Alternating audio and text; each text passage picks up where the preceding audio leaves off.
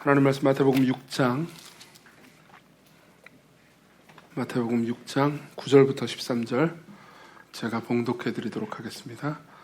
마태복음 6장 9절부터 13절 하나님 말씀을 들으십시오.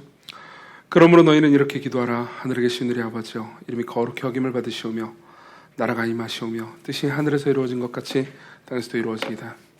오늘 우리에게 일용할 양식을 주시옵고 우리가 우리에게 죄 지은 자를 사하여 준 것 같이 우리 죄를 사하여 주시옵고 우리를 시험에 들게 하지 마시옵고 다만 악에서 구하시옵소서. 나라와 권세와 영광의 아버지께 영원히 있사옵나이다. 아멘. 예. 그리고요, 본문에 하나 더 있습니다. 시편 73편입니다. 시편 73편입니다. 73편 25절 26절 제가 봉독해 드리겠습니다. 하늘에서는 주 외에 누가 내게 있으리요, 땅에서는 주밖에 내가 사모할 리 없나이다. 내 육체와 마음은 쇠약하나 하나님은 내 마음의 반석이시오 영원한 분깃이시라. 아멘. 오늘은 주기도문의 15번째 시간입니다. 그리고 이제 이 주기도문의 6가지 간구 중에서 앞에 3 간구는 이제 하나님을 위한 간구라고 했고요. 뒤에 3 간구는 이제 우리를 위한 간구라고 했잖아요. 6개의 간구 중에서 마지막 간구인 13절에 나와 있는 우리를 시험에 들게 하지 마시옵고 다만 악에서 구하시옵소서, 이 부분을 좀 보려고 합니다. 먼저 이제 우리가 이 본문에서 나와 있는 이제 배경을 좀 하나만 알아야 될 게 있습니다. 뭐냐면은 여기서 이제 우리를 시험에 들게 하지 마시옵고 다만 악에서 구하시옵소서라고 되어 있잖아요. 근데 여기서 그냥 악이라고 번역된 단어는 이제 그리스어 원문에서 자세히 보면 악한 자라고 번역하는 것이 더 낫습니다. 악한 자가 좀 더 정확한 번역에 가깝습니다. 그래서 만일 여러분들이 이 한글 성경 보면 지금 시편 73편을 보고 있겠지만 마태복음 6장에 이 본문에 난회주가 있습니다. 각주가 있습니다. 그래서 각주에 이제 악한 자 이렇게 돼 있을 겁니다. 이게 지금 이제 현재 그리스어를 연구하는 학자들이 다 모두 대부분이 여기에 동의합니다. 그럼 이제 우리는 이 악한 자가 도대체 누구인가 여기에 대해서 좀 생각을 해볼 필요가 있겠죠. 이제 어떤 학자들은 사탄이라고 말하는 사람도 있고요. 어떤 학자들은 그냥 뭐 이렇게 악인들이라고 말하는 사람들도 있습니다. 그렇지만 굳이 이 둘을 구분할 필요는 없습니다. 왜냐하면은 이제 결국 악인들이 행하는 악의 이면에는, 그 뒤에는 사탄의 활동이 있기 때문입니다. 그래서 오늘 설교 때는 이제 사탄이라고 해석하면서 이제 쭉 본문을 보겠습니다. 그리고 또 하나는 이제 이 시험이라는 문제죠. 이제 이게 시험 들었다라는 표현 같은 경우에는 교회에서 되게 자주 쓰는 표현이잖아요. 그렇죠?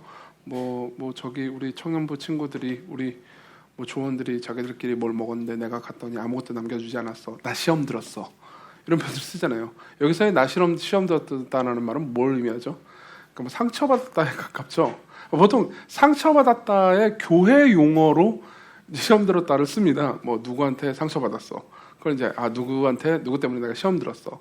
뭐 내가 시험 들었으니까 연자 맷돌에 목을 던지고 뭐 이런 얘기 못 들어봤습니까? 뭐 그런 식으로 이제 쓰는데 실제로 이거는 이제 뭐 이런 용례로 쓸 수 없다라고 말하는 건 아니지만, 그러니까 이제 성경에서 말하는 시험에 든다라는 말의 진짜 의미하고는 좀 거리가 있습니다. 그래서 저는 이제 이 기도의 내용을 좀 쭉 살펴볼 건데요. 먼저는 이제 이 기도의 의미를부터 좀 생각을 해봐야겠죠. 시험에 들게 하지 마십시오, 말아주십시오, 이렇게 말하는, 다만 악한 자로부터 나를 구해주십시오라는 말의 기도의 의미를 좀 볼 겁니다.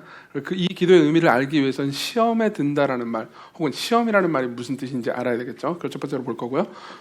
그리고 두 번째로는 이제 이렇게 이 기도의 의미를 이해하면서 조금 더 깊이 이해하기 위해서 예를 하나 들도록 하겠습니다. 그러니까 시험에서 벗어나기를 원하는 기도, 어떤 사람이 시험에 들어있다가 빠져나가는 과정을 묘사한 시편이 있습니다. 우리가 읽었던 시편 73편이죠. 이 시편 73편은 시험에 들지 말게 해주십시오라는 기도의 좋은 예가 됩니다. 그래서 시편 73편을 자세히 볼 거고요. 그리고 나서 이제 우리가 시편 73편을 다 이해한 다음에는 어떻게 시험을 극복할 것인가, 어떻게 시험과 맞서 싸워서 승리할 수 있는가에 대해서 이제 어떤 한 가지 원리를 알게 됩니다. 그 원리, 다시 말하면 우리가 믿어야 될 진리를 알게 되거든요. 그 진리가 어떤 것인지, 그리고 어떻게 우리가 그것을 믿을 수 있는지 세 가지를 좀 보도록 하겠습니다. 먼저 시험부터 생각해 보죠. 이 기도의 의미를 알기 위해서 이제 시험이란 무엇인가부터 생각을 해보겠습니다. 여기 이제 신약 성경 이제 주기도문에 있는 시험에 들게 하지 마시옵고라는 말에 시험이라는 단어의 그리스어 원문은 페이라스모스라는 단어입니다. 페이라스모스, 혹은 뭐 동사형으로 페이라조라는 단어를 쓰기도 합니다. 근데 이제 이 단어는 되게 독특합니다. 왜냐하면 이 단어는 두 가지 의미를 가지고 있어요. 실제로 이제 그리스어 사전을 살펴봐도 이 단어는요, 시험이라는 의미에서 테스트라는 의미를 가지고 있기도 하고요. 그리고 또 다른 의미에서 유혹이라는 의미에서 temptation이라는 의미를 가지고 있습니다. 그리고 실제로 이 페이라스모스라는 단어를 쓰는 성경의 용례 역시 마찬가지입니다. 예컨대 요한복음 6장에 보면은 예수님이 이제 이 시험을 누구한테 주신다라는, 시험을 하신다라는 표현이 있거든요. 제가 읽어드릴게요. 예수께서 눈을 들어 큰 무리가 자기에게로 오는 것을 보시고 빌립에게 이르시되 우리가 어디서 떡을 사서 이 사람을 먹이겠느냐 하시니, 이렇게 말씀하시면 친히 어떻게 하실지를 아시고 빌립을 시험하고자 하심이라, 이런 표현이 있습니다. 무슨 말입니까? 이게 이제 오병이어 사건 이야기거든요. 오병이어 사건 때 많은 회중들이 예수님 앞에 나왔습니다. 그리고 예수께서 이 사람들을 물고기 2마리하고 떡 5덩어리로 다 먹이실 거예요. 그죠? 근데 그 전에 빌립한테 얘네들 어떻게 할 것 같냐라고 물어보십니다. 여기서 물어보는 건 뭘 의미하냐면 시험 테스트입니다. 어떤 테스트죠? 그동안 이제 빌립이 지금까지 예수님께로부터 배웠던 내용들을 이해하고 있느냐, 또는 이 예수님이 어떤 분이신지 예수님이 배운 대로 이해하고 있느냐를 테스트하시는 거죠. 원래 테스트의 이 의미 혹은 테스트의 목적이 그렇습니다. 테스트의 목적은요, 내가 누구인지 아는 데 목적이 있습니다. 내가 누구인지 알게 하는 데 목적이 있어요. 그죠? 보통 우리는 시험을 그렇게 좋아하진 않잖아요. 뭐 중간고사, 기말고사 이런 것들을 좋아하지 않잖아요. 그렇지만은 뭐 이제 한 학기 공부를 했습니다. 근데 공부를 하고 나서 내 생각에 내가 이만큼 아는 것 같은데? 라고 생각을 하고 시험을 보잖아요. 그럼 그보다 덜 나옵니다. 그러면 실제로 내가 아는 건 요만큼 뿐이구나 라는 걸 확인하기 위해서 시험을 보는 거잖아요. 뭐 종종 그 반대도 있죠. 드물지만 뭐 내가 실제로는 아는 게 별로 없는 것 같은데 실제 시험을 보니까는 100점이 나왔더라. 그러면 내가 생각보다 많이 알고 있구나 라는 것을 확인하는 용도로 시험이 쓰이지 않습니까? 뭐 비단 이제 학생들을 괴롭히기 위해서 시험을 보는 게 아닙니다. 선생님 입장에서도 내가 가르친 내용들이 제대로 전달되었는가, 혹은 내가 잘 가르쳤는가, 뭐 여기 교육 관련해서 일하시는 분들도 있잖아요. 그런 것들을 시험을 사용해서 확인합니다. 시험은 이제 뭐 선생님들을 평가하는 용도이기도 하죠. 그렇죠? 그런 의미에서 시험이, 하나님께서 우리에게 시험을 하신다라고 할 때 시험의 진정한 목적은 내가 누구인지 아는 겁니다. 내가 누구인지 아는 거예요. 이런 시험은 긍정적입니다. 이런 시험은 좋은 것입니다. 예를 한번 들어보죠. 구약성경에 보면 아브라함이 받았던 시험이 있습니다. 이제 우리 작년에 설교했나요? 이제 올해 설교했나요? 박현진 목사님이 이제 아브라함에 대해서 작년부터 쭉 설교하시다가 이삭을 바친 장면이 나오죠. 이삭을 바친 장면은 이제 하나님께서 아브라함을 시험하신 것이었습니다. 그렇죠? 근데 아브라함이 이 시험을 어떻게 했습니까? 하나님께서 아브라함이 100세에 낳은 아이들, 그러니까 하나님께서 아브라함에게 주신 그 귀한 아들을 번제로 바치라고 말씀하십니다. 즉 죽이라는 말이죠. 아브라함 입장에서는 얼마나 고통스러웠겠습니까? 그렇지만 이걸 명령하신 하나님이 선하시다라는 것을 의심하지 않고 이제 하나님께 바칩니다. 그러니까 번제로 바쳐서 죽이려고 하죠. 물론 하나님께서 이것은 아브라함을 시험하시려는 용도였지 실제로 이삭의 목숨을 걷어가시려는 용도가 아니었기 때문에 이삭을 죽이는 것을 멈추게 하시고요. 그다음에 어린 양을 불러서 이제 그를 대신 죽게 하시고 이삭을 대속하게 하시죠. 이걸 통해서 아브라함은 자기가 누구인지 알 수 있었습니다. 내가 생각할 때 실제로 아브라함의 인생의 처음을 보면요, 그다지 아브라함이 그렇게 믿음 있는 사람이 아니었습니다. 근데 쭉 지나면서 하나님께서 아브라함을 인도하시고 돌보시는 과정 가운데서 아브라함의 믿음이 성장해 갔고요. 그리고 그 시험을 마주했을 때, 그리고 그 시험을 통과했을 때 아브라함은 자기 자신이 어떤 믿음을 가지고 있는지 조금 더 정확히 표현해 보자면은 하나님께서 아브라함에게 주신 믿음이 얼마나 강하고 놀라운 것인지, 아브라함을 어떻게 성숙시키셨는지를 확인할 수 있었죠. 시험의 용도가 이렇습니다. 내가 누구인지 알게 해주는 거예요. 이게 하나님께서 우리를 시험하신다라는 시험의 용도입니다. 또는 시험을 통해서 우리는 이걸 알 수 있죠. 뭐 좀 이따 예를 보겠지만은 내가 신앙이 되게 높은 줄 알았는데, 괜찮은 줄 알았는데, 내가 굳건한 줄 알았는데 알고 보니까 내 신앙이 별로였더라라는 것을 시험을 통해서 확인할 수도 있는 겁니다. 이게 하나님께서 주시는 시험입니다. 근데 아까 제가 말씀드렸던 이 페이라스모스라는 단어는 하나님께서 주시는 시험에만 이 용례가 있는 게 아니고요. 사탄이 주는 유혹에도 마찬가지로 똑같은 이 단어를 씁니다. 예컨대 마태복음 4장 1절에 보면 이런 말씀이 있습니다. 그때 예수께서 성령에게 이끌려 마귀에게 시험을 받으러 광야로 가사. 이건 뭐죠? 마귀가 예수님을 시험한 겁니다. 여기서의 시험은 대다수의 영어 번역이 temptation이라고 번역을 합니다. 여기서는 이제 이 좋은 의미에서의 시험이 아닙니다. 사탄이요, 유혹하려고 하는 거죠. 죄로 이끌려고 하는 겁니다. 하나님의 말씀을 순종하는 걸 방해하려고 합니다. 하나님과의 관계를 끌어내려고 합니다. 이게 유혹입니다. 그럼 이제 우리는 이렇게 알 수 있습니다. 아하, 이 페라스모스라는 단어가 문맥에 따라서 어떤 곳에서는 테스트, 어떤 곳에서는 temptation, 다시 말하면 어떤 곳에서는 시험, 좋은 의미에서 하나님께서 주시는 시험, 그리고 어떤 의미에서는 유혹으로 쓰이구나. 그러니까 하나님께서 우리를 유혹한다고 생각하시면, 죄로 이끄신다고 생각하면 안 되겠구나. 이렇게 알 수가 있는 거죠. 실제로 야고보서 1장 13절에서도요, 이렇게 말합니다. 사람이 시험을 받을 때 내가 하나님께 시험을 받는다 하지 말지니 하나님은 악에게 시험을 받지도 아니하시고 친히 아무도 시험하지 아니하시느니라. 이렇게 말합니다. 여기서의 시험은 뭘 의미하겠습니까? 유혹이죠. 하나님은 사람을 죄로 이끌거나 죄로 유혹하지 않으십니다. 그를 시험하실 분이죠. 긍정적인 의미에서요. 그러면은 이제 어떤 곳은 테스트, 어떤 곳은 템테이션, 문맥 따라 좀 어느 정도 알 수 있을 것 같아요. 그럼 이제 우리는 그 다음으로 질문해 볼 필요가 있습니다. 그러면 이 두 단어가, 이게 한 단어가 두 가지 용례로 쓰이는데 그럼 그냥 두 단어로 말해주지, 그렇죠? 왜 신약 성경에는 두 단어로 말해주지 않고 한 단어, 페라스모스라는 단어로 문맥에 따라서 판단하게 했을까요? 왜 그랬을까요? 여기에 이유가 있습니다. 왜냐하면요, 하나님께서 주시는 긍정적인 의미에서의 시험하고요, 그리고 사탄이 주는 유혹은요, 맞물려 있기 때문입니다. 맞물려 있습니다. 어떤 의미에서 맞물렸을까요? 그렇죠? 하나님께서 우리를 시험하십니다. 그 시험은 보통 시련의 형태로 찾아옵니다. 제가 잠깐 여기서 멈추고 여러분들에게 책을 하나 추천해 드리겠습니다. 존 오웬이 쓴 시험이라는 책이 있습니다. 존 오웬이 쓴 시험이라는 책이 있습니다. 여러분들에게 한번 읽어보라고 권하고 싶습니다. 물론 여기 중에서는 존 오웬, 좀 우리 교회 오래 다니는 분들은 존 오웬 저번에 이정규가 추천해가지고 한번 읽어봤더니 겁내 어렵던데 난 안 읽을 거야 이렇게 생각하는 분이 계실 것 같습니다. 예. 물론 존 오웬의 글은 난해하기로 유명하죠. 그렇지만 제가 읽었던 책 중에서 그래도 시험은 읽기 쉽습니다. 믿어보세요.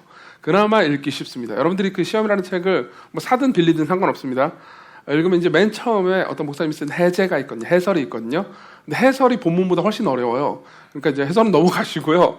그 다음에 이제 이 본문을 보십시오. 본문은 그렇게 어렵지 않습니다. 그리고 굉장히 실용적입니다. 여러분들의 삶에 도움이 될 겁니다. 그러고 나서 나중에 해제를 읽어보시면 좋을 겁니다. 자, 어쨌든 간에 시험은 굉장히 여러 가지 형태로 찾아옵니다. 보통 이제 고난 혹은 시련의 형태로 찾아올 때가 있죠. 예컨대 내가 무언가 가지고 싶어 하는 것을 가질 수 없게 하십니다. 그렇죠? 내가 가지고 있는 어떤 것을 잃게 하십니다. 그렇죠? 경제적인 고통이라든가 육체적인 고통이 오기도 하고요. 정서적인 고통이 오기도 합니다. 관계 가운데서 어려움을 겪기도 하죠. 그렇죠? 이런 모든 것들이 하나님께서 긍정적인 의미로 우리에게 주시는 시험입니다. 그렇죠? 근데 문제는 뭐냐면 이런 식으로 하나님께서 우리를 성장시키기 위해서 시험을 주실 때 사탄이 그 틈을 놓치지 않고 그걸 역으로 바꿔서 비틀어서 유혹한다는 겁니다. 이 둘은요, 시차가 거의 없습니다. 하나님께서 일하실 때 사탄도 함께 일합니다. 바로 옆에서 일합니다. 놓칠세라 일하죠. 가장 대표적인 예가 에덴 동산에서 벌어졌던 시험입니다. 하나님께서 아담과 하와를 만드시고요, 아담과 하와에게 모든 좋은 것들을 다 주셨습니다. 그렇죠? 동산 모든 나무의 열매를 원하는 대로 마음껏 먹고 싶은 대로 먹으라고 했습니다. 하나님께서는 아담을 미워하시지 않으셨습니다. 괴롭히지도 않고요, 사랑하셨죠. 그렇죠? 아담에게 온갖 좋은 것들을 다 주셨고요, 아담은 그것을 자기의 노력으로 얻은 것이 아니었습니다. 그럼에도 하나님께서 한 가지를 금지하십니다. 뭐죠? 선악을 알게 하는 나무. 제가 여러 번 말씀드렸지만, 그리고 여러분들이 새가족반을 책을 보면 다시 한번 확인할 수 있겠지만요, 이 선악을 알게 하는 나무는 뭐 어떤 특정한 종류의 나무 과일이 아니었습니다. 그러니까 뭐 사과나무, 배나무, 포도나무, 그리고 선악과나무, 이런 게 선악과가 따로 있었던 게 아니라는 거죠. 아마도 이제 많은 학자들은 그 무화과나무 중에 하나 그냥 한 개를 선택했을 거라고 생각합니다. 그러니까 대체제가 얼마든지 있었다는 거예요. 하나님께서 선악과를 지정하시고 그걸 먹지 말라고 한 것은 아담을 괴롭히기 위해서가 아니었습니다. 요건 못 먹어. 이건 진짜 맛있는 건, 진짜 맛있는 건 안 줄 거야. 이게 아니었어요. 뭐냐면 이런 거죠. 하나를 지정해놓고 먹지 못하게 하십니다. 그리고 하나님께서 사람에게 명령을 주시죠. 명령을 주시는 동시에, 이건 금령입니다. 하지 말라는 거요. 금령을 주시는 동시에 하나님이 하나님이 되고 인간이 하나님의 아래에 있다는 것이 확인됩니다. 그분이 질서를 세우는 분이고 우리가 그분을 따라야 됩니다. 그리고 그 안에서, 그 관계 안에서만, 우리가 그분께 순종하는 관계 안에서만 우리가 진정으로 행복할 수 있다는 것을 알려주고, 우리가 그분을 예배할 때만 우리가 하나님을 알아가며 진정한 우리가 지어진 목적을 성취할 수 있다는 것을 알려주는 것이었죠. 다시 말하면 선악과를 우리에게 주신 것은요, 먹지 말라고 하신 것은, 아담에게 먹지 말라고 주신 것은요, 아담을 괴롭히기 위해서가 아니고 아담을 오히려 사랑하셨기 때문입니다. 근데 아담 입장에서는 이게 시험이었죠. 뭐죠? 통과했어야 됐습니다. 먹지 말았어야 됐어요. 근데 뱀이 침투합니다. 거의 시차도 없습니다. 하나님께서 명령하시자마자 뱀이 이제 2장에서 명령하시고 3장에서 바로 쳐들어옵니다. 그럼 묻죠. 뭐라고 묻습니까? 동산 모든 나무의 열매를 아무것도 먹지 말라고 그랬다며. 이건 명백한 거짓말이었습니다. 그렇죠? 어떤 의미였습니까? 선악과를 먹지 말라고 하신 하나님의 명령은 부당하다. 하나님 너를 괴롭히고 싶어하다. 하나님 너를 안 사랑한다. 너는 하나님께서 뭔가 두려운 거다. 네가 그걸 먹으면 하나님처럼 될까봐 너를 압제하고 너를 하나님 아래에 두고 괴롭히려고 하나님께서 그걸 먹지 못하게 한 거다. 먹어라. 이렇게 얘기하죠. 여기에 시험이 있었습니다. 하나님께서 주시는 시험이 있었는데 바로 사탄이 와가지고 유혹하죠. 이건 우리 일생에, 우리의 삶에 늘 아주 자주 있는 일입니다. 하나님께서는 여러분들 다양한 방식으로 시험하십니다. 예를 한번 들어보죠. 여러분들 교회 생활을 하잖아요. 그럼 교회 생활에서 사람들 가운데, 관계 가운데 반드시 여러분들은 시험을 거쳐야 합니다. 예컨대 여러분들이 이런 시험을 거쳐야 합니다. 관계가 어려움이 생깁니다. 그렇죠? 내가 속한 GBS 사람들하고 이 거리낌이 생깁니다. 저 사람이 싫어요. 그게 리더십일 수도 있습니다. 뭐 저런 사람이 조장이 됐어. 그 사람이 나를 상처 입혔습니다. 더 나아가서 여러분들은 뭐 이럴 수 있습니다. 목사의 설교를 통해서 상처받는 경우도 있습니다. 이런 일은 종종 있는 일이니까 뭐 여러분들도 아마 이해할 수 있을 겁니다. 물론 설교는 하나님의 말씀입니다. 그렇죠? 이걸 여러분들이 꼭 붙들고 지금 이정규가 하는 말로 여러분들이 들으시면 안 되고 하나님께서 여러분들에게 하시는 말씀으로 받으셔야 됩니다. 하지만 설교는 무오한 하나님의 말씀은 아닙니다. 설교자는 때때로 틀립니다. 설교가 하나님의 말씀이라는 말은요, 무오한 하나님의 말씀인 이 책을 올바르게 설명했다라는 가정 하에서 하나님의 말씀이라는 겁니다. 설교자는 때때로 실수합니다. 때때로 잘못 말합니다. 때때로 이 실수로 어떤 말이 튀어오르고요. 그리고 죄악된 본성을 설교 가운데서 드러내는 일도 종종 있죠. 그렇죠? 이건 피할 수 없습니다. 왜냐하면 설교자는 인간이기 때문이죠. 죄인이기 때문입니다. 그렇지만 여러분들이 거기에 상처를 받습니다. 그렇죠? 이것은 시험입니다. 하나님께서는 종종 우리에게 이 일을 허락하십니다. 왜 그런지 아십니까? 이유가 있습니다. 하나님께서 여러분들에게 교회를 주실 때는 여러분들의 마음 가운데 있는 종교적 공허함을 채우기 위한 종교 서비스 기관을 준 게 아닙니다. 그렇죠? 내가 헌금을 냈으니 너는 헌금에 합당한 괜찮은 설교를 내놔라. 그래서 내 마음에 종교적 서비스를 받아가지고 내가 뭐 안정적으로 살아갈 수 있도록 나한테 기여해라. 이런 마음으로 교회를 주신 게 아니에요. 교회는 그거랑 아주 다릅니다. 교회는 공동체입니다. 가족입니다. 우리는 종교 서비스를 받기 위해서 여기 나오는 게 아니고요. 우리는 가족의 일원이 되기 위해서 여기 나옵니다. 그렇죠? 우리 역시 주인이고요. 그리고 우리로 하여금, 하나님께서요, 우리로 하여금 사람들의 죄를 직면하게 하십니다. 여러분들이 공동체 하나 있잖아요? 그러면 여러분들은 반드시 다른 사람이 여러분들에게 저지르는 죄를 만나게 될 겁니다. 이건 시험이에요. 그렇죠? 그때 우리는 보통 분노합니다. 그때 우리는 잠깐 나 역시 죄인이고 나 역시 남에게 상처를 줄 수 있다는 사실을 잠시 까먹어버립니다. 그럼 분노하죠. 혹은 자기 연민에 사로잡힙니다. 그래서 생각하죠. 내가 지난번에 다니던 교회도 이렇더니 그렇죠? 교회를 옮겼는데 또 이 지랄이야. 여기에 뭐가 있습니까? 여기 어떤 것이 있습니까? 유혹이 있습니다. 뱀이 말합니다. 그렇죠? 그러면 교회에 가봤자 다 소용없어. 너 전에도 상처받았잖아. 여기도 똑같아. 너도 상처받을 거야. 다 필요 없어. 공동체에 있지 마. 하나님께서 너를 안 좋아하는 거야. 너를 안 사랑하는 거야. 이때 뱀의 목적은 뭘까요? 시험의 목적이, 하나님께서 주시는 시험의 목적이 우리가 누구인지 아는 거라면요, 그래서 우리로 하여금 진정한 성장을 일으키게 만드는 거라면요, 뱀이 우리에게 주는 유혹의 목적은 무엇입니까? 간단합니다. 하나님과 거리를 뛰어넘는 거죠. 그렇죠? 하나님을 멀리하게 하려고 하는 것입니다. 이게 뱀이 하고 싶은 유혹의 목적입니다. 그렇죠? 여러분들 중에요, 여러분들의 대화 주제나 삶의 주제가 부동산 얘기도 재미있고, 주식 얘기도 재미있고, 그리고 화장품 얘기도 재미있고, 연예인 얘기도 재미있지만 복음과 하나님에 대해서는 말할 게 없잖아요. 그럼 여러분들은 이 시험에서 아직 빠져나오지 못한 상태인 것이 거의 분명합니다. 그렇죠? 왜냐하면 하나님과의 관계가 회복되지 않은 겁니다. 그렇죠? 하나님께서 여러분들을 사랑하고 계시다는 것을 아직 확신하지 못합니다. 그런 상황에서 하나님, 우리가 시험에 들게 하지 마시고 우리를 악한 자로부터 구하십시오 라고 기도하는 건요, 이런 의미입니다. 하나님, 저는 지금 시험에 직면했습니다. 저는 지금 고통스럽습니다. 저는 잃어버렸습니다. 혹은 내가 가지고 싶은 것을 가지지 못합니다. 정서적인 문제가 생겼습니다. 내 주변에 형제자매들과 관계의 문제가 생겼습니다. 저는 힘듭니다. 그렇지만 하나님, 여기에 유혹당하지 않게 해주십시오. 믿음으로 이 시험을 통과하게 해주십시오. 물론 나는 죄를 짓지만 하나님, 나를 용서해 주시고, 그러나 이 과정을 통과해서 더 성숙할 수 있게 해주십시오. 이렇게 이 기도하는 내용이 시험에 들지 말게 해달라는 말의 의미인 거죠. 그렇죠?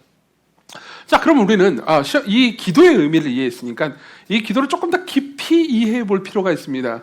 그래서 이 기도를 조금 더 깊이 이해하기 위해서 시편 73편으로 가보도록 하겠습니다. 여러분들 이미 펼치고 계시죠? 시편 73편을, 지금 시간이 없기 때문에 이 시편 73편을 다 상세히 볼 수는 없지만 전체적으로 어떤 내용인지는 쭉 훑어볼 겁니다. 시편 73편은 아삽이라는 시인이 쓴 시입니다. 그리고 이 시의 1절부터 3절은요 회고로 시작합니다. 회고. 1절부터 3절을 제가 간단하게 읽어드릴게요. 하나님, 참으로 이스라엘 중 마음이 정결한 자에게 선을 행하시나 나는 거의 넘어질 뻔하였고 나의 걸음이 미끄러질 뻔하였으니 회고합니다. 무슨 말입니까? 지금 아삽은 이렇게 말하고 있는 셈입니다.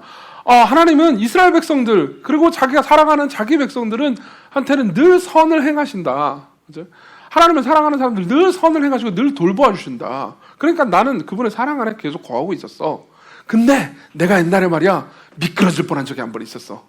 내가 옛날에 망할 뻔한 적이 있었어. 난 큰 시험에 들었고 나는 분노하고 있었던 적이 있었어. 그 얘기를 내가 이제부터 해줄게. 이렇게 말하는 셈이죠. 그러고 나서 3절에 보면요, 자기가 직면했던 시험의 주제가 등장합니다. 3절을 제가 읽어드릴게요. 이는 내가 악인의 형통함을 보고 오만한 자를 질투하였음이로다. 뭐죠? 왜 화가 났죠? 왜 시험에 들었죠? 왜 분노했죠? 악인이 형통했기 때문이에요. 악인이 형통했습니다. 나쁜 놈이 있습니다. 저기서 악을 행했던 사람이 있습니다. 특히 나한테 무언가 잘못했던 사람이 있습니다. 저 사람은 신앙도 없습니다. 혹은 신앙이 있다 하더라도 진정한 신앙을 가지고 있는 것처럼 보이지 않습니다. 근데 전 녀석이 잘 되는 거예요.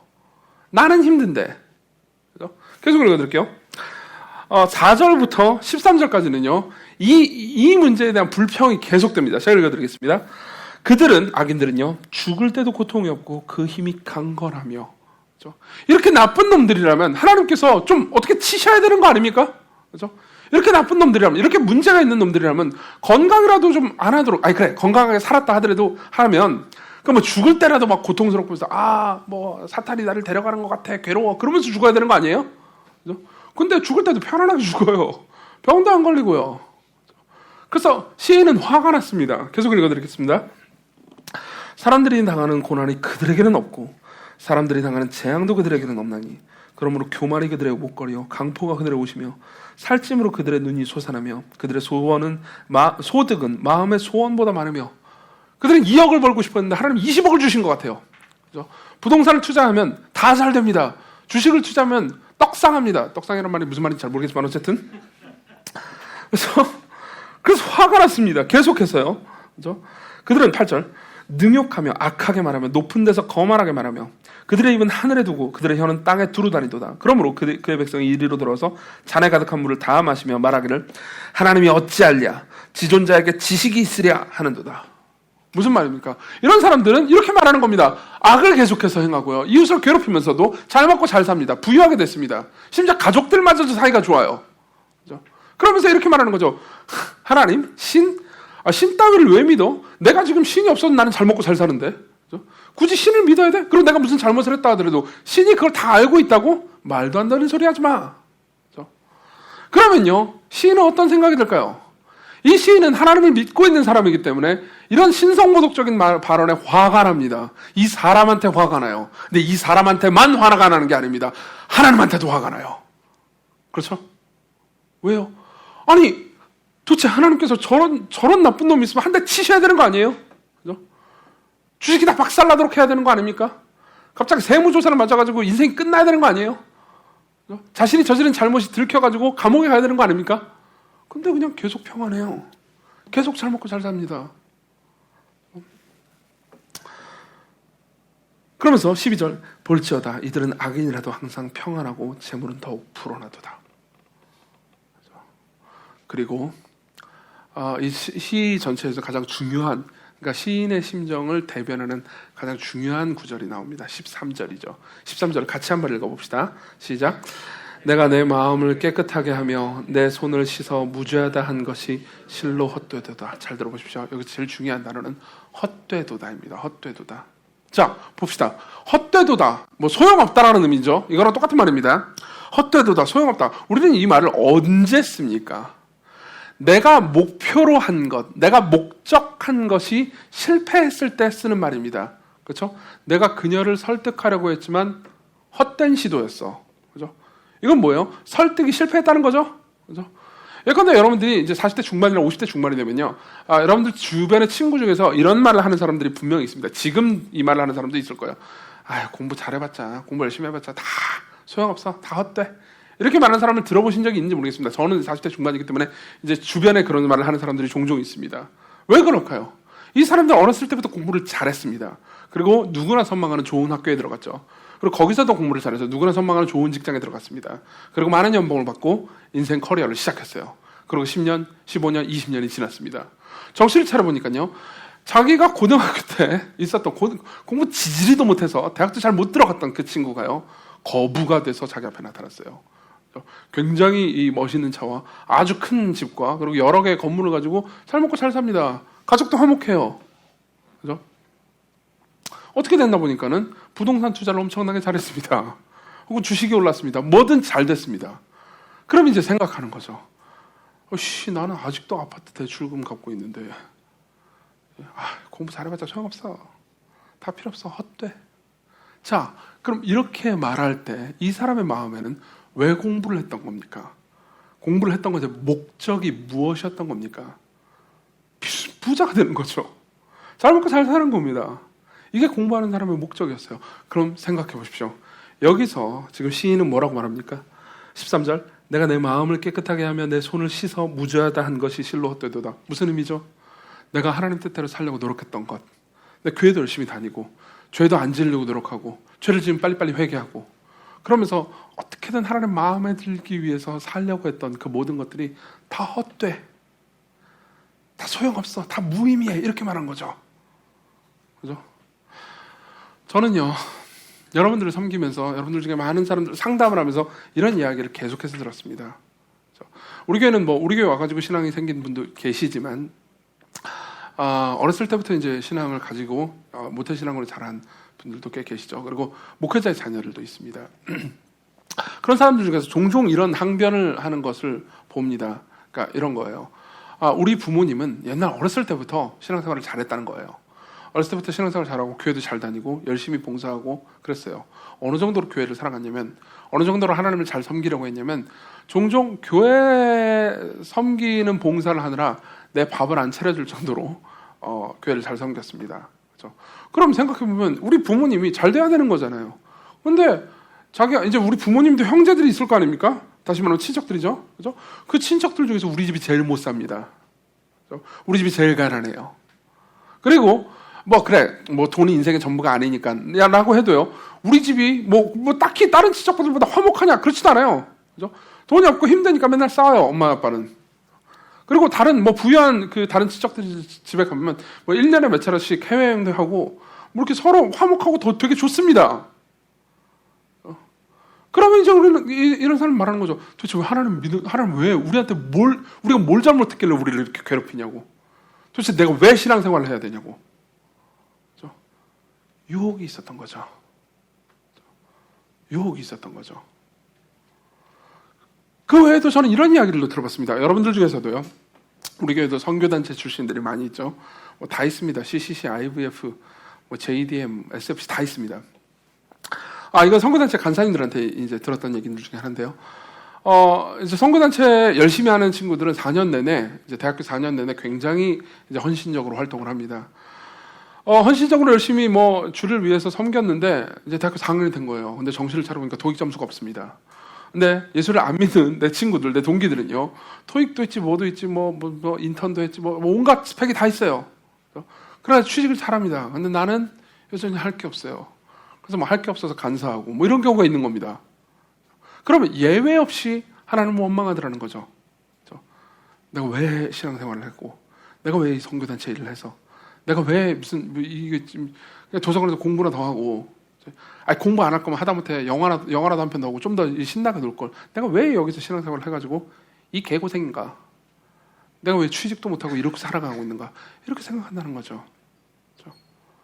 이게 전부 다 뭡니까? 헛되다는 말입니다.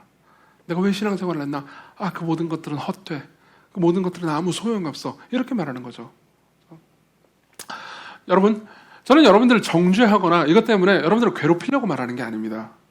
여러분들의 신앙이 그런 정도니까 이 나쁜 놈들아라고 말하고 싶은 게 아닙니다. 하나님도 그러시지 않으시니까요. 왠지 아십니까?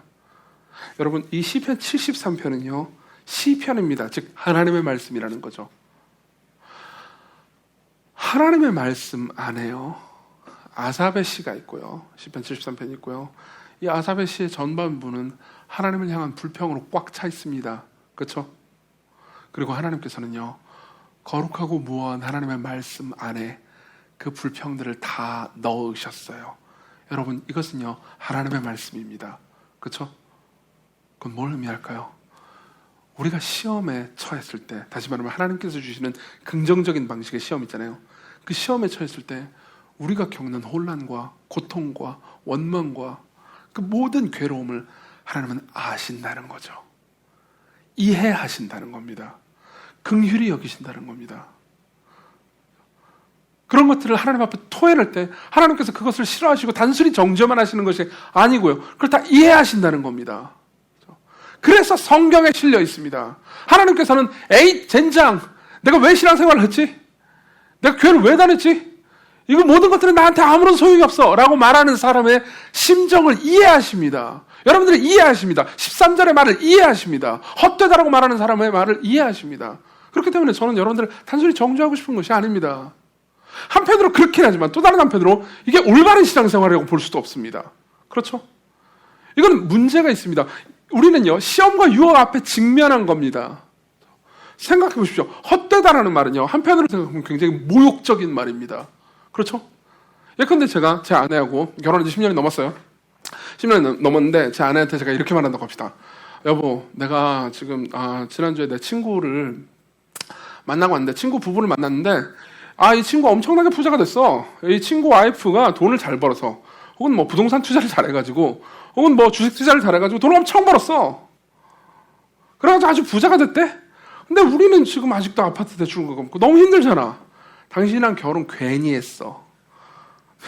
당신과 결혼한 게 헛돼. 당신은 뭐야, 집에서 뭐 내가 돈 벌어다 주면 돈만 쓰고, 이렇게 말했다고 해봅시다. 여러분 뭐라고 하겠습니까? 이건 모욕적인 말입니다. 그렇죠? 나한테 결혼의 목적이 뭐였던 거예요? 그냥 부자가 되고 싶었던 거예요.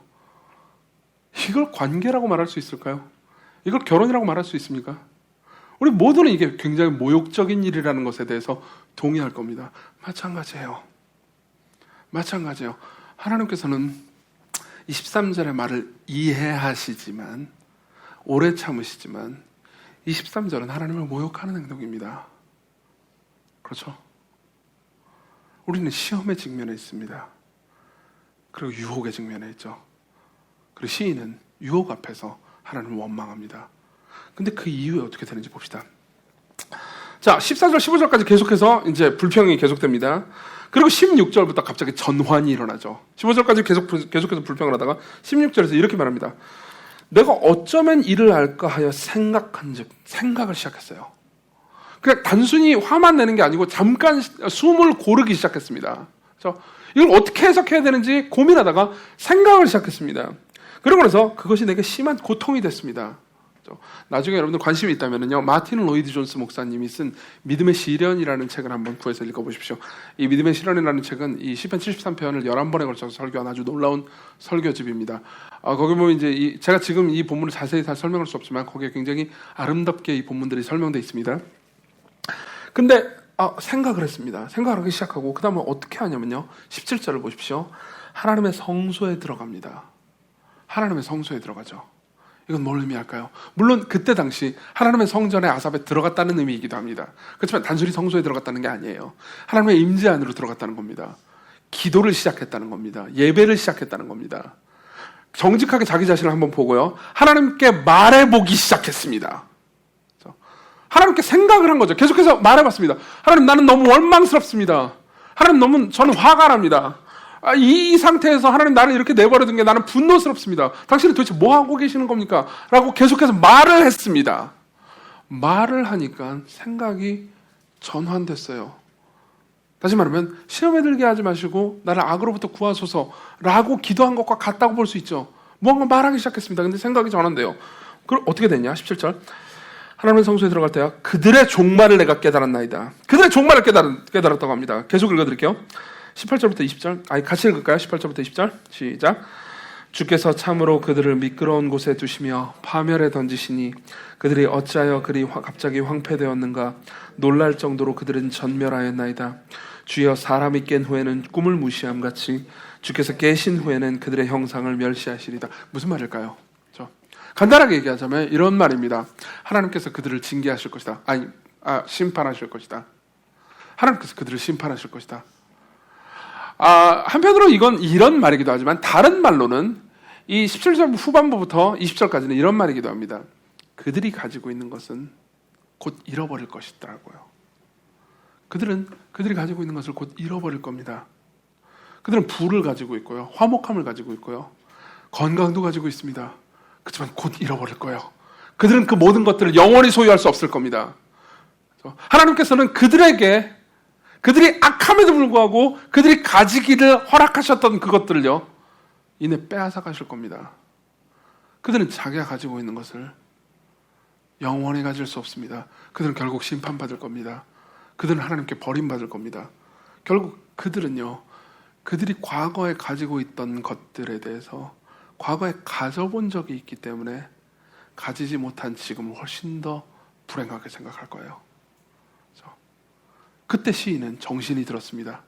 시인이 성소에 들어갈 때예요. 다시 말하면 기도를 시작하고 하나님의 임재 앞으로 나아갈 때요, 이 진리가 생각났습니다. 이 진리가 자신의 삶을 장악하기 시작합니다. 과거에는 그들을 질투했습니다. 저들이 가지고 있는 걸 내가 가졌어야 해. 저들이 살고 있는 삶을 내가 살았어야 해. 라고 말했습니다. 그렇지만 정신이 번뜩 듭니다. 맞아.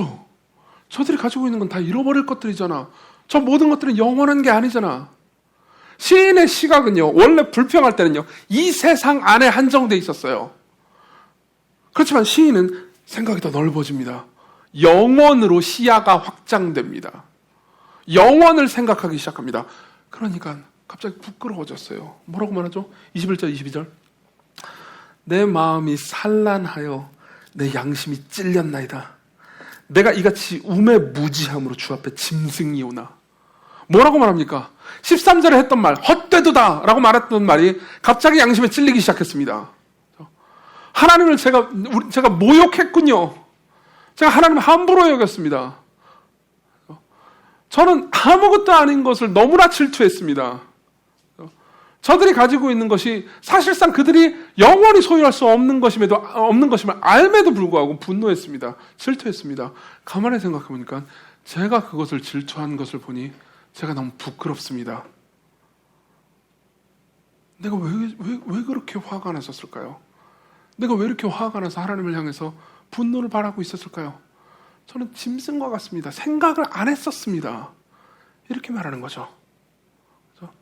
그리고 나서 시인은 이렇게 말합니다. 자신이 가지고 있는 것에 직면하게 되죠. 그렇죠? 자신이 가지고 있는 것, 악인들이 절대 가질 수 없는 그것을 바라보기 시작합니다. 22절, 23절. 내가 항상 주와 함께하니 주께서 내 오른손을 붙드셨나이다. 주의 교훈으로 나를 인도하시고 후에는 영광으로 나를 영접하시리니. 지금 아삽은, 시인은 이렇게 말하고 있는 셈입니다. 하나님, 내가 가진 게 뭔지 알았습니다. 하나님이 나와 함께 하셨군요. 내가 하나님께 범죄하고 있을 때라도 하나님께서 당신의 교훈으로 나를 가르치시고 인도하시고 영광으로 나를 영접하실 겁니다. 내가 하나님과 함께 했고 하나님께서 내 손을 꼭 붙들고 계셨군요. 여러분 생각해 보십시오. 이거는요, 잃어버릴 수 없는 것입니다. 잃어버릴 수 없는 것입니다. 자, 잠깐 포즈를 주겠습니다. 왜냐하면 여러분들 좋으시는 분들이 계셔서. 저도 물 좀 마시고.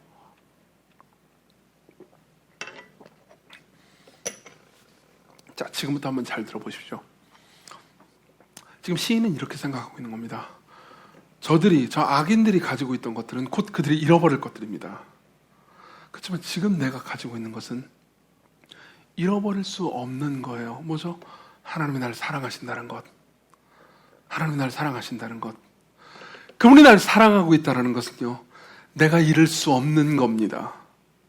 그렇죠? 여러분, 내가 실패했기 때문에 잃을 수 없는 유일한 사랑은 하나님의 사랑입니다.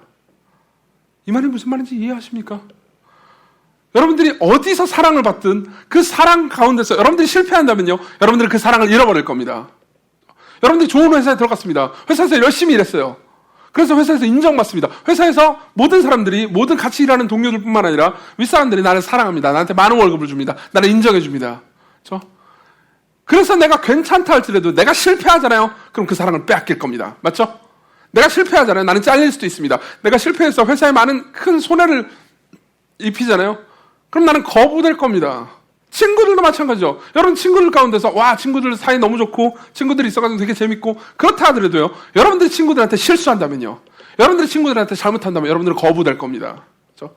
꼭 여러분들이 잘못하지 않아도 그들이 잘못해가지고 관계가 깨지는 일도 있을 거죠. 여러분들이 친구들과 더불어서 누리는 사랑은요, 여러분들이 실패함으로써 잃어버릴 수 있습니다. 맞죠? 심지어 가족들도요. 가족은 좀 덜하지 않나요? 아니요. 여러분들이 가족들에게 패륜적인 짓을 했다고 합시다. 그렇죠? 그럼 가족들도 여러분들을 사랑하지 못할 겁니다. 지금은 여러분들의 애들이 없잖아요. 나중에 애를 키우잖아요. 여러분들의 애들한테 잘못을 하면 아이들이 여러분들을 거부할 겁니다. 멀리 갈 것도 없어요. 여러분들이 여러분들의 부모님을 어떻게 생각하는지 보십시오. 그렇죠? 여러분들이 실패했을 때 여러분들은 사랑을 잃게 됩니다. 하나님의 사랑만 빼고요. 하나님의 사랑만 빼고요. 이제 우리는 세 번째 대지로 넘어갑니다. 우리가 시험 당했을 때 우리가 믿고 붙들 수 있는 진리를 볼 수 있습니다. 그건 뭐죠? 우리는 잃을 수 없는 것을 가지고 있다는 것. 우리가 시험에 직면했을 때도 하나님께서 우리를 사랑하시는 그분의 사랑은요, 끊이지 않습니다. 끊기지 않아요. 우리는 우리가 실패했다고 해서 하나님의 사랑을 잃을 수 없습니다. 여러분 들어보십시오. 이 말씀 여러분들 다 알 겁니다. 내가 확신하노니 사망이나 생명이나 천사들이나 권세자들이나 현재일이나 장래일이나 능력이나 높음이나 깊음이나 다른 어떤 피조물도 우리 주 그리스도 예수 안에 있는 하나님의 사랑에서 끊을 수 없으리라. 이게 무슨 말입니까? 우리는요, 우리를 사랑하시는 하나님의 사랑을 우리 힘으로 끊을 수 없다라는 겁니다. 어떤 사람은 이렇게 얘기하기도 할 겁니다. 나는 내가 하나님의 사랑을 끊을 수 있지 않나요? 그렇죠? 내가 하나님을 거부한다면, 내가 하나님을 무시한다면, 그분께 내가 계속 죄를 저지른다면 그분이 나를 버리시지 않을까요? 그분이 과거에 나를 사랑했다 하더라도 내가 계속 그분께 죄를 저지른다면 그분이 나를 버리시지 않나요? 아니요. 그렇지 않습니다. 그럴 수 없습니다. 다시 한번 제가 아까 읽었던 말씀을 생각해 보십시오. 사망이나 생명이나 천사들이나 권세자들이나 현재일이나 장래일이나 능력이나 높음이나 깊음이나 다른 어떤 피조물이라도 우리 주 그리스도 예수 안에 있는 하나님의 사랑에서 끊을 수 없으리라. 어떤 피조물도요, 우리를 사랑하시는 하나님의 사랑을 끊을 수 없습니다. 그럼 제가 묻죠. 여러분들은 피조물입니까? 아닙니까? 여러분들은 창조주입니까? 아니요. 우린 피조물입니다. 무슨 말입니까? 우린 피조물이기 때문에 하나님이 우리를 사랑하는 것을요, 우리가 끊을 수 없습니다. 우리가 범죄하더라도요, 우리가 실패한다 하더라도요. 그리고 여기서 우리는 진정한 실제를 봅니다. 이 사실을 붙들고 우리는 기도할 수 있습니다. 지금 내게 직면한 것들을 너무 크게 보이지만 하나님의 사랑을 생각할 수 있죠. 자, 계속해서 여러분들에게 기도문을 소개시켜드렸잖아요. 그래서 오늘도 뭐 소개시켜줄 기도문을 찾다가 결국 못 찾아서 제가 만들었습니다. 점점 더 만들게 되네요. 여러분들 주보를 보면 확인할 수 있습니다. 제가 읽어드릴게요. 여러분들이 이렇게 기도하는 겁니다. 여러분들이 시험에 직면했습니다. 시련에 직면한 겁니다. 무언가를 잃었습니다. 그때 여러분들이 이렇게 기도할 수 있습니다. 나를 사랑하시는 내 아버지, 저는 지금 심히 괴롭고 이해가 되지 않는 일 앞에 서 있습니다. 왜 제가 가질 수 없습니까? 왜 제가 잃어버려야 합니까? 왜 제가 실패해야 합니까? 왜 제가 고통받아야 합니까? 제가 잃어버린 것은 너무나 크게 보이는데 당신이 제게 주셨다는 것들은 작게 보입니다. 하나님이 나를 사랑했다는 건 너무 작게 보여요. 제가 당한 실패는 너무나 쓰라린데 당신이 이루신 승리는 저와 상관이 없어 보입니다. 제가 당장 겪는 일은 너무나 생생하게 느껴지는데 당신이 제게 주신다는 사랑은 잘 느껴지지 않습니다. 저를 시험에 들지 말게 하소서. 악한 자에게서 구하소서. 영원한 것을 좇는 삶이 하찮게 보이고 진정한 실상이 희미하게 느껴질 때도 당신을 보게 하소서. 당신을 사랑하게 하소서. 당신 안에서 쉬게 하소서. 여러분, 하나님께서 우리를 사랑하시는 그 사랑이 끊을 수 없다는 것, 다시 말하면 우리가 잃어버릴 수 없다는 것을 알게 될 때 여러분들이 시험에 직면할 용기를 가지게 됩니다. 예수님께서도 똑같이 시험에 직면하셨어요. 예수께서 사탄이 예수님을 시험한 장면을 생각해 보십시오. 마태복음 4장에 나오죠. 사탄이 와서 예수님을 시험합니다. 시험의 내용이 뭔지 기억나십니까? 여러분, 첫 번째 시험이 뭔지 기억나십니까?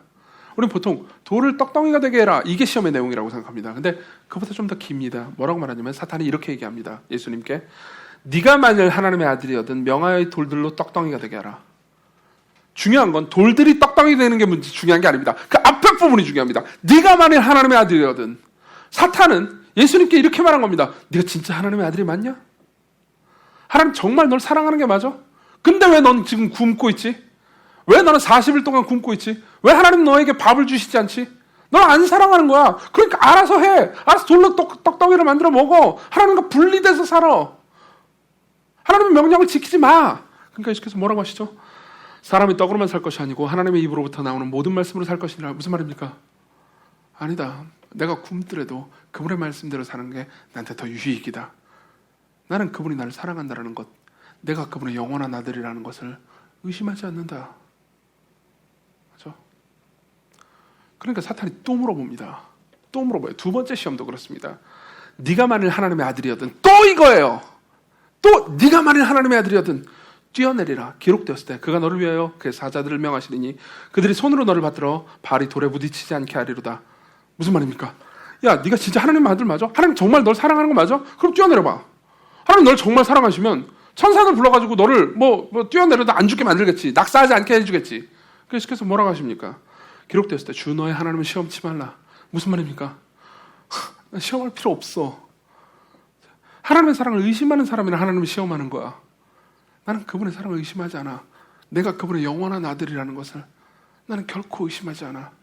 예수께서 시험을 맞선 방법은요, 시험에 맞서신, 다시 말하면 유혹에 맞서신 방법은요, 시험 당하실 때 유혹이 들어올 때 맞서신 방법은요, 하나님께서 그리스도를 사랑하신다는 것, 예수님을 영원히 사랑하신다는 것을 굳게 붙잡는 거였습니다. 우리도 여기서 시험에 맞서는 용기를 걷는 거죠. 그렇죠? 하나만 더 얘기해 드릴게요. 그리고 설교를 마치죠. 성경은 이렇게 얘기해 줍니다. 사람이 감당할 시험 밖에는 너희가 당한 것이 없나니 오직 하나님은 미쁘사 너희가 감당치 못할 시험 당함을 허락지 아니하시고. 고린도전서 10장 13절. 하나님께서 우리에게 시험을 주실 때요, 하나님께서는 우리를 감당치 못할 시험을 주시지 않습니다. 우리는요, 우리가 하나님의 사랑을 확신하고 있는 한 어떤 시험도 결국 통과하게 될 겁니다. 그 시험은 우리를 알게 하고, 우리가 누구인지 알게 하고, 우리를 성장시키고, 우리를 변화시킬 겁니다. 근데 왜 우리가 감당치 못할 시험을 받지 않게 될까요? 그 이유는 간단합니다. 예수 그리스도께서 감당치 못할 시험을 받으셨기 때문입니다. 우리는 감당할 만한 시험만을 받지만 그리스도께서는 감당하기 어려운 시험을 받으셨습니다. 예수님이 받으신 가장 고통스러운 시험은 사탄으로부터 받았던 시험이 아니었습니다. 여러분들이 마태복음 4장을 보면요, 사탄으로부터 예수님이 시험을 받을 때 그 극한의 굶주림 가운데서도요, 그다지 고통스럽지 않게, 그다지 어렵지 않게 시험을 통과하는 걸 우리가 볼 수 있습니다. 그렇지만 그리스도께서 받으신 마지막 시험, 가장 고통스러운 시험은 사탄으로부터 온 게 아니었습니다. 오히려 하나님께로부터 왔죠. 그리스도께서 십자가로 가시기 전에 그분이 하나님께로부터 받은 시험은 이거였습니다. 너는 십자가로 가야 한다. 그리고 십자가로 갈 때 너는 더 이상 내 아들이 아니다. 나는 더 이상 너를 사랑하지 않겠다. 나는 너를 진노하겠다. 너를 향해서 저주를 내리겠다. 내가 내 백성들을 사랑하기 위해, 내가 내 백성들을 내 자녀라고 선언하기 위해, 내가 내 백성들을 계속해서 사랑하면서 그들을 향한 사랑을 끊지 않게 하기 위해서 내가 너를 향한 사랑을 끊어버리겠다. 내가 너를 멸시하겠다. 내가 너를 버리겠다. 이게 그리스도께서 마지막에 하나님께로부터 받은 명령이었고, 그리고 이것이 예수 그리스도께서 받으신 가장 무시무시한 시험이었습니다.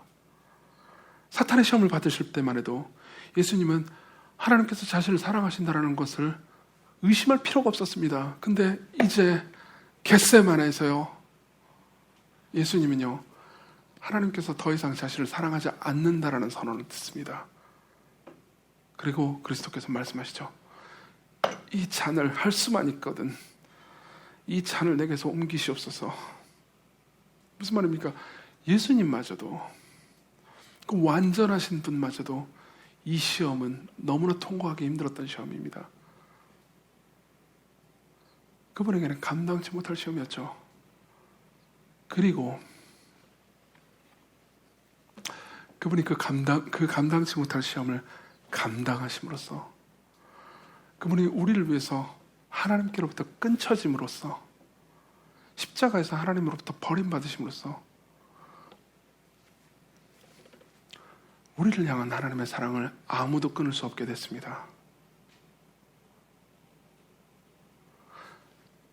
여러분들 중에 누군가 진짜요? 진짜 하나님께서 나를 사랑하시는 것이 끊을 수 없습니까? 라고 의심한다면 저는 예수 그리스도를 보라고 말하고 싶습니다. 예수 그리스도를 보라고 말하고 싶습니다. 하나님께서 여러분들을 어떻게 사랑하셨는지, 여러분들을 향한 사랑을 끊지 않기 위해서 어떻게 아들을 끊어내셨는지를 생각해 보십시오. 하나님께서 여러분들을 사랑하시는 것을 여러분들은 잃을 수 없습니다. 여러분들 자신도 그 사랑을 끊어낼 수 없습니다. 이걸 붙잡으세요. 이걸 붙잡으세요. 시험 가운데 있을 때 이걸 붙잡으십시오. 그럼 여러분들도요, 아삽과 똑같이 고백하게 될 겁니다.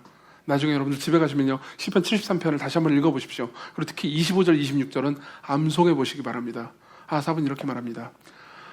하늘에서는 주 외에 누가 내게 있으리요, 땅에서는 주밖에 나의 사모할 자 없나이다. 내 육체와 마음은 쇠약하나 하나님은 내 마음의 반석이시오, 영원한 분깃이시라. 분깃이 무슨 뜻이죠? 재산이라는 의미입니다. 당신이 내 재산입니다. 아까 하나님을 섬기는 것이 헛되도다라고 말했던 사람이요, 이제 하나님만이 내 재산이라고 말합니다. 왜요? 그분이 나에게 주시는 사랑은요, 그분 자신은요, 내가 잃을 수 없는 것이니까요. 그렇죠? 그럼 여러분들도 똑같이 고백하게 될 겁니다. 기도합시다.